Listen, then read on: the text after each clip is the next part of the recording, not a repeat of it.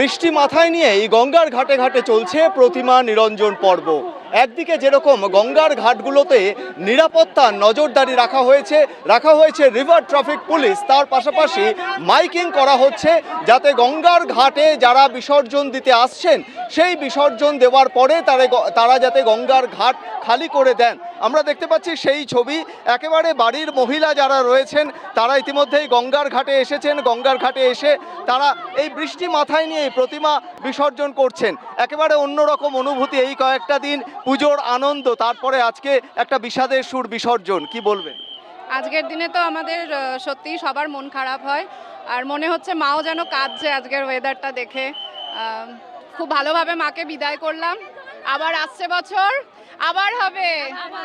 বলো দুর্গা মাই কি জয়। মা বিদায় হবে না, মা কাঁদছে এবার। আসছে বছর, আসছে বছর, আসছে বছর, বলো দুর্গা মাই কি।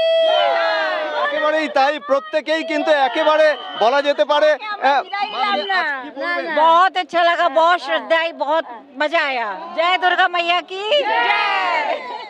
मेरा तो पहला एक्सपीरियंस है दुर्गा पूजा का बंगाल में, एंड बहुत अच्छा लगा। एंड वेदर भी अच्छा है और हम लोग आई थिंक एंजॉय करेंगे जो वेदर है। आज शक्ति का पूजा हुआ है और महिलाओं का ने बढ़ चढ़ के इसमें भाग लिया है, ये बहुत अच्छा लगा। বিসর্জনের সাথে একটা বিষাদের সুর তো রয়েছেই, কিন্তু আগামী বছর আবারও মা আসবেন সেই প্রত্যাশা রয়েছে এবং সেই প্রত্যাশা নিয়েই কিন্তু তারা বিসর্জন দিতে এসেছে। ক্যামেরায় মনুজেশ মুখোপাধ্যায়ের সঙ্গে সত্যসুন্দর ভট্টাচার্য, কলকাতা টিভি।